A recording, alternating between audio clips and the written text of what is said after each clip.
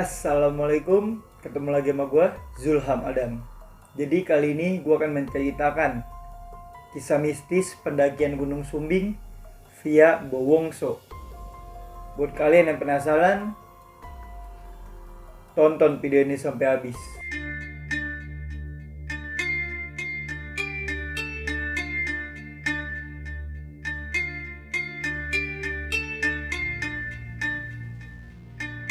Oke, seperti biasa, sebelum gue lanjut ke videonya, jangan lupa kalian like video ini. Dan buat kalian yang belum subscribe channel ini, jangan lupa kalian subscribe channel ini supaya channel ini lebih maju buat kedepannya, dan supaya kalian tidak ketinggalan video-video terbaru dari gue.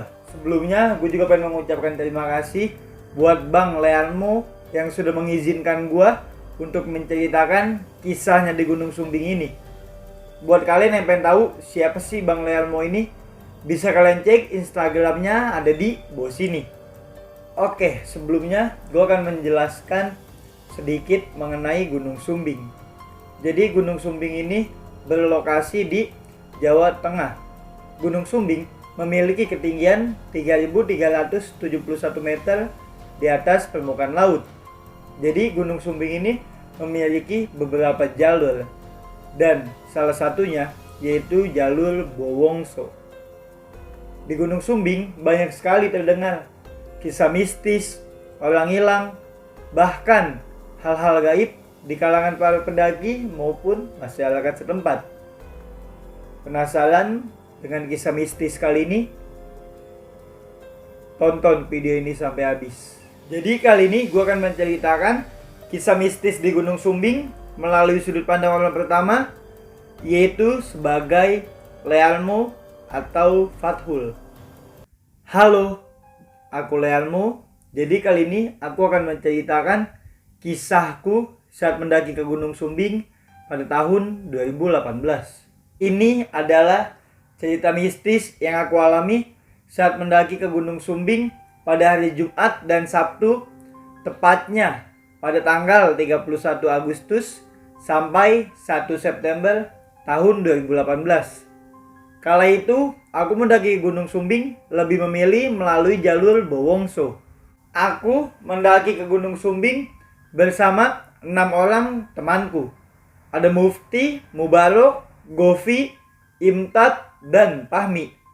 Sebenarnya rencana kami ini melakukan pendakian ke Gunung Sumbing pada tanggal 1 dan 2 September. Berhubung dua orang temanku, ada Mubarok dan Imtat, pada tanggal 2 September dia berdua sudah harus masuk kerja. Jadinya kita semua sepakat untuk melakukan pendakian pada tanggal 31 Agustus sampai Sabtu September.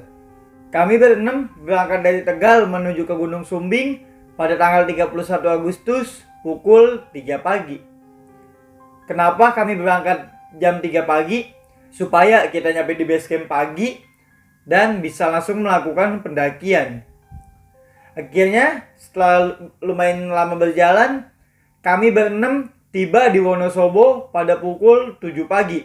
Di situ kami memutuskan untuk berhenti sejenak di pasar karena kami harus membeli logistik, dan juga di situ kami melakukan makan pagi karena posisinya perut kita semua sudah sangat kosong. Mau gak mau harus diisi.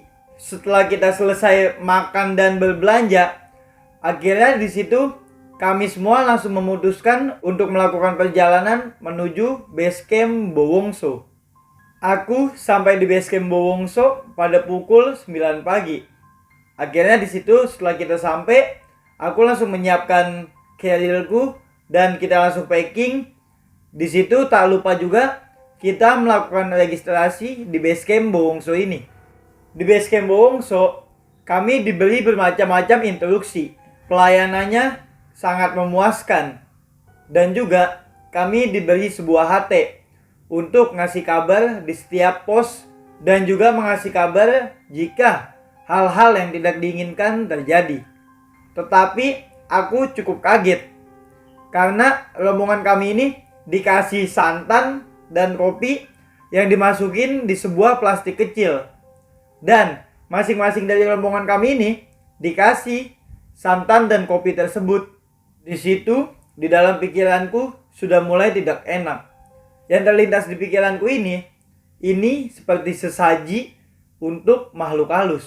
Ditambah lagi, dari pihak basecamp ini ngomong bahwa santanan kopi ini harus kita bawa selama pendakian dan juga harus dibawa turun kembali. Di situ pikiranku mulai berpikir yang enggak. Tetapi mau gak mau aku harus menuruti apa kata orang basecamp. Karena memang dialah yang lebih tahu mengenai kondisi di Gunung Sumbing. Setelah semuanya selesai, di situ aku langsung melakukan pendakian pada pukul 10 pagi. Jadi pendakian pertamaku ini dari base camp menuju parkiran Suadas. Parkiran Suadas ini arah menuju ke pos 1. Sebenarnya dari base camp menuju parkiran Suadas ini bisa ditempuh menggunakan ojek. Tetapi sialnya pada saat itu tidak ada satupun ojek. Alhasil kita berenam harus berjalan kaki. Pada saat itu cukup gelap juga, karena jalur yang seharusnya ditempuh menggunakan kendaraan harus kita tempuh dengan berjalan kaki. Akhirnya di situ ya kita tetap bersemangat buat berjalan, dan aku sampai di parkiran Suadas pada pukul 11.30 waktu Indonesia Barat. Di situ kita beristirahat sejenak, dan dari parkiran Suadas kita langsung melanjutkan perjalanan menuju ke Gardu Pandang. Tidak sampai setengah jam kami tiba di Gardu Pandang. Akhirnya di Gardu Pandang ini kita istirahat dulu, dan setelah selesai istirahat kita langsung melanjutkan perjalanan menuju ke pos 1.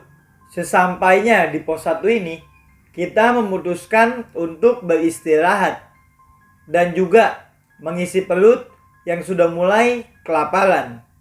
Setelah sudah lumayan lama beristirahat dan perut sudah mulai terisi, di situ aku dan teman-teman langsung melanjutkan perjalanan menuju ke pos 2. Sepanjang perjalanan menuju ke pos 2 ini, yang aku lihat hanyalah pepohonan dan juga kabut pada saat itu. Kala itu jarak pandangku sangat terbatas karena kabut ini cukup tebal. Akhirnya di situ kami terus berjalan.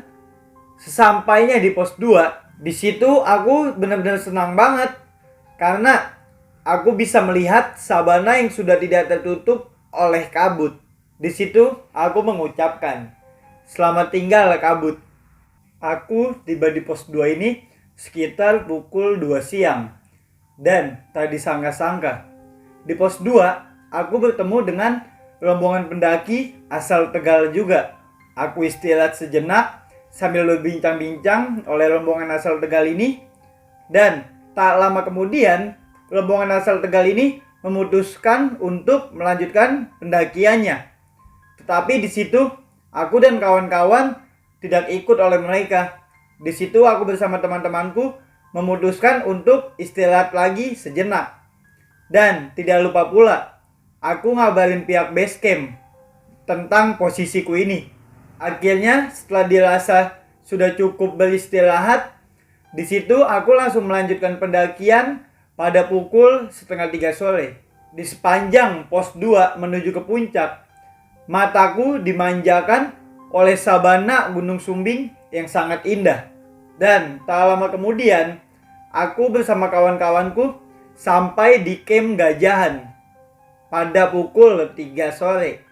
Dan di Camp Gajahan ini disarankan juga untuk membangun tenda di sini. Tetapi karena dirasa aku dan teman-temanku ini masih cukup kuat gitulah untuk mencapai puncak, akhirnya di situ kita nggak ngecamp di Camp Gajahan ini. Kita lebih memilih untuk melanjutkan perjalanan menuju ke puncak. Di sini treknya sudah mulai sangat terjal.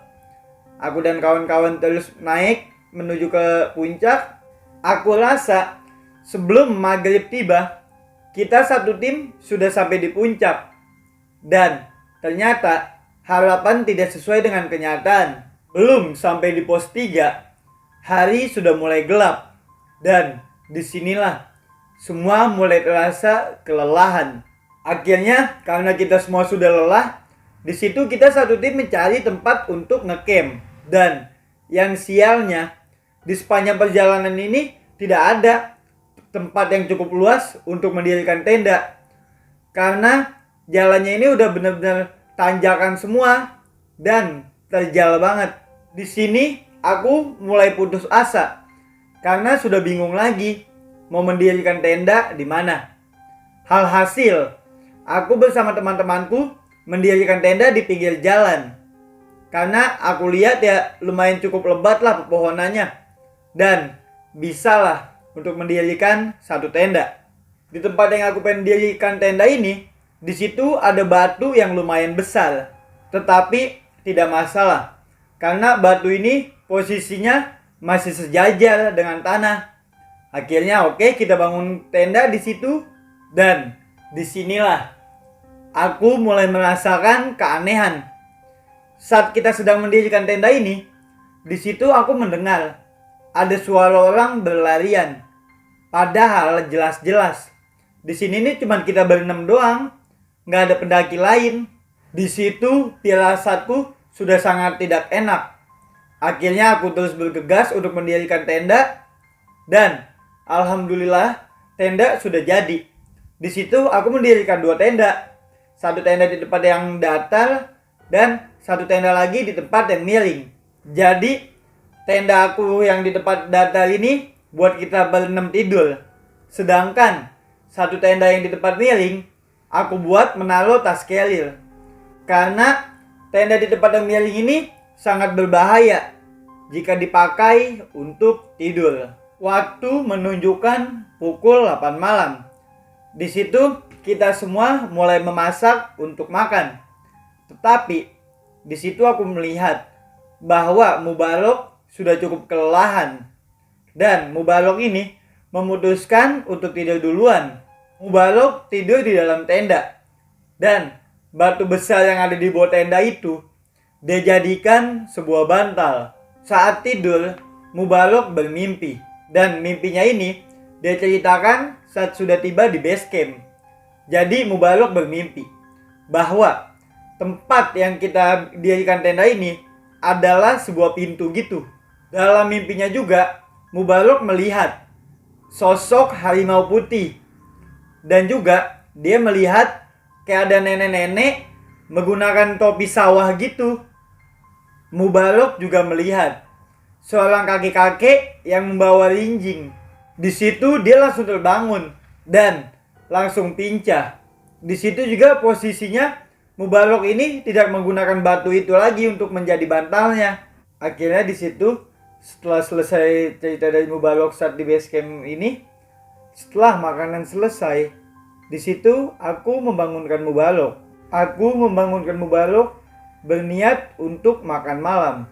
Tetapi yang anehnya, di sini nih Mubarok tidak berbicara apapun kepadaku. Setelah itu kita semua makan dan setelah kita semua selesai makan, di situ teman-temanku memutuskan untuk melanjutkan tidur pada malam itu. Tetapi di situ tersisa aku dan Mufti yang belum tidur. Karena posisinya kami berdua memang belum ngantuk. Akhirnya di situ aku dan Mufti melanjutkan obrolan pada malam itu. Waktu semakin malam, suasana pun semakin aneh. Di situ tubuhku itu ngerasa kayak dingin banget. Sekujur tubuhku ini jadi kayak merinding gitu. Dan tanganku seperti membeku. Benar-benar kayak tangan habis direndam di air es gitulah. Kaku rasanya. Pada saat itu aku mulai merasa benar-benar gak enak banget perasaanku. Akhirnya untuk menghindari hal-hal yang tidak diinginkan, aku dan Mufti memutuskan untuk masuk ke dalam tenda dan tidur pada malam itu. Saat aku masuk ke dalam tenda, ternyata aku kedapatan tempat percis di atas batu yang ada di alas tendaku ini. Akhirnya mau gak mau, batu itu aku jadikan sebagai bantal. Akhirnya pada malam itu kita semua berenam tertidur pulas. Saat kita lagi enak-enak tidur, tiba-tiba jam 1 malam tubuhku seperti dilempar gitu sampai membentur tenda. Di situ tuh karena posisiku di samping Fahmi, aku menarik Fahmi karena emang si Fahmi ini percis ada di sebelahku. Pada malam itu, aku benar-benar merasa terlempar.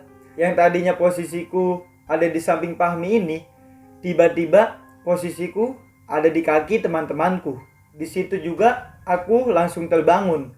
Dan saat aku bangun ini, posisi napasku benar-benar kayak ngap banget. Jadi kayak orang habis lari-larian gitulah. Langsung ngap. Pada malam itu, aku benar-benar shock banget. Akhirnya di situ teman-temanku pada bangun semua. Dan mereka bertanya, "Ada apa? Ada apa?" Di situ aku menjawab, karena aku nggak mau teman-temanku jadi pada kepikiran juga, aku bilang aja, "Udah besok aja ceritanya. Jangan sekarang. Ayo kita lanjut tidur aja lagi." Semuanya diam. Setelah itu, aku langsung melanjutkan tidurku lagi. Aku kembali ke posisi tidurku yang tadi di atas batu. Dan di situ akhirnya kita tidur semua tuh berenam. Aku benar-benar bingung. Kenapa tubuhku bisa sampai kelempar? Untungnya itu di dalam tenda. Mungkin kalau aku terlempar di luar tenda, bisa jadi aku langsung jatuh ke jurang. Karena emang di situ tuh benar-benar banyak jurang banget. Karena kejadian ini sulit buatku untuk tidur pulas lagi. Jadi pikiranku ini udah benar-benar memikirkan hal-hal yang aneh. Tak lama kemudian kejadian kedua pun terulang. Waktunya tak lama setelah kejadian pertama yang tadi aku kelempar ini. Tetapi sekarang aku benar-benar sadar. Kakiku ini jadi kayak ditarik-tarik gitu di dalam tenda. Di situ aku mencoba untuk melawan, aku tarik lagi. Beberapa kali kelepas, ditarik, kelepas, ditarik, kelepas. Tetapi yang membuat aku takut itu ada kontak fisik. Tetapi aku benar-benar gak melihat sosok apa yang menarikku ini. Jadi kayak ada yang narik-narik doang. Sosoknya ini gak ada. Bahkan di situ tuh tendaku ini sampai rusak. Tetapi karena aku sudah benar-benar takut, ya udah aku biarin aja tendanya seperti itu. Di situ aku tak henti-henti membaca ayat kursi. Jadi aku membaca ayat kursi ini sampai aku tertidur lelap. Dan setelah aku sudah tertidur lagi, di situ tidak ada lagi yang menggangguku. Aku berpikir, kalaupun nanti jam 4 teman-temanku pada banguninku untuk summit, aku akan menahan mereka supaya kita tahan dulu di tenda dan melanjutkan pendakian ke puncak agak siangan. Dan alhamdulillahnya setelah itu kita semua kesiangan. Jadi kita nih berenam bangun pukul 6 pagi. Setelah kita bangun ini, di situ aku langsung diwawancarai oleh teman-temanku. Temanku bertanya, "Semalam kamu kenapa?" Di situ aku hanya bilang, "Udah nanti aja aku ceritain." Tapi tidak sekarang. Saat pagi itu, kejadian aneh pun terulang kembali. Jadi, saat Fahmi dan Gopi mengambil santan dan kopi yang diberikan oleh pihak basecamp di kantong mereka, di situ santannya sudah kosong. Padahal plastiknya itu nggak bocor sama sekali. Malahan, santan dan kopi milik Fahmi dia beri plastik double supaya tidak pecah. Jadi, kemanakah santan itu? Entah. Akhirnya di situ kita semua melupakan hal ini. Kita melakukan summit attack pada pukul 7 pagi. Tak lupa juga di situ kita membereskan tenda kita yang nutupin jalur ini. Akhirnya di situ tenda kita rapihin dan kita masukin ke tenda satunya lagi. Karena kasihan juga buat pendaki-pendaki yang lewat nanti. Takutnya jalan mereka terhalangkan. Akhirnya kita melakukan summit dan setelah lumayan lama berjalan, kita sampai di puncak Raja Wali pada pukul 8 pagi. Di situ kita menikmati suasana puncak sambil berfoto-foto juga tak lupa. Dan setelah selesai berfoto-foto dan menikmati puncak Gunung Sumbing pada pagi itu, kita langsung memutuskan untuk turun kembali. Karena posisinya makin lama ini perasaanku makin gak enak. Dan saat perjalanan turun dari puncak menuju ke tempat camp ini, giliran Imtat yang diganggui oleh sosok yang tak kasat mata. Jadi si Imtat ini merasa kayak ada yang mengikuti dia. Dia merasa langkahnya selalu diikuti oleh sosok yang tak terlihat. Di situ kita terus berjalan menuju tempat camp.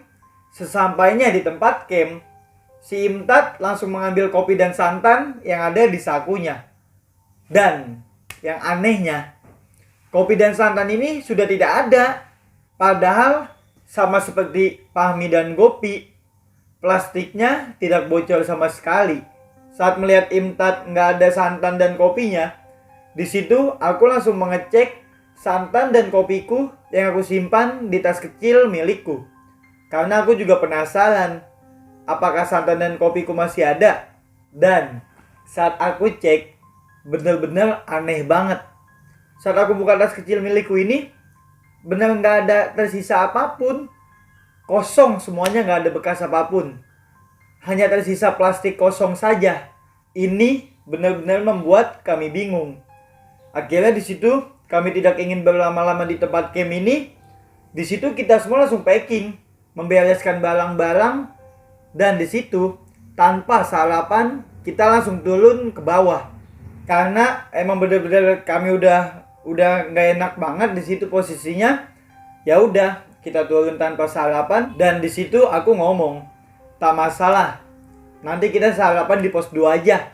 Akhirnya di situ kita semua turun menuju pos 2, dan sesampainya di pos 2, kita berenam beristirahat sejenak sambil mengisi perut sebelum melanjutkan perjalanan menuju base camp kembali. Akhirnya setelah selesai mengisi perut di pos 2, di situ kita langsung melanjutkan turun menuju ke base camp. Dan tak lama kemudian tibalah kita di base camp. Saat di base camp ini, karena kita semua masih bingung kenapa kejadian aneh itu terjadi pada kelompok kita, di situ aku mencoba bertanya kepada orang base camp. Tetapi aku tidak mendapatkan jawaban yang kita inginkan. Jadi mereka hanya menjawab, mungkin penghuninya ingin berkenalan dengan kalian. Jawaban yang hanya membuatku geleng-geleng kepala. Akhirnya di situ selesailah ceritaku sampai di sini. Aneh, mistis, tetapi nyata. Terima kasih buat kalian yang udah mendengarkan ceritaku ini sampai habis. Aku Lealmo pamit. Halo sob, balik lagi sama gua Zulham Adam. Jadi tadi gue habis menceritakan kisah mistis di Gunung Sumbing Piabo Wongso dari Bang Lealmo. Bagaimana menurut kalian? Gokil sih ini mah. Oh iya sob, buat kalian yang mempunyai kisah mistis saat pendakian gunung dan ingin diangkat di channel ini, bisa langsung kalian kirim melalui DM Instagram atau ke email yang udah gue cantumin di deskripsi. Oh iya, jangan lupa juga kalian subscribe channel ini supaya channel ini lebih maju buat kedepannya. Dan yang paling penting nih, supaya kalian tidak ketinggalan video-video terbaru dari gua. Baiknya itu datang dari Allah Subhanahu wa Ta'ala, dan buruknya datang dari gua pribadi. Semoga yang dikit ini bermanfaat. Gua Zulham Adam cabut.